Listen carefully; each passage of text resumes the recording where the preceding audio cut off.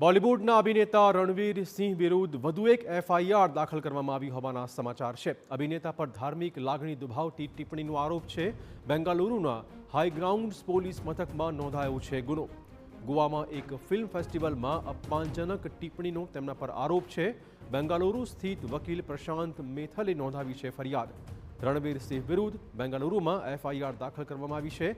અભિનેતા પર ધાર્મિક લાગણીઓનું અપમાન કરવાનો આરોપ છે। રણવીર સિંહ વિરુદ્ધ ફરિયાદ બેંગાલુરુ સ્થિત વકીલ પ્રશાંત મેથલે કરી છે। 28મી નવેમ્બરના ગોવામાં આંતરરાષ્ટ્રીય ફિલ્મ ફેસ્ટિવલ ઓફ ઇન્ડિયામાં રણવીરે ભાગ લીધો હતો।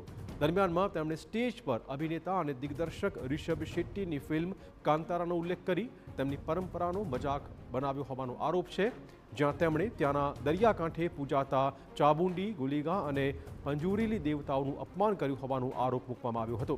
આ મામલે રણવીર સિંહ વિરુદ્ધ ફરિયાદ દાખલ કરવામાં આવી છે।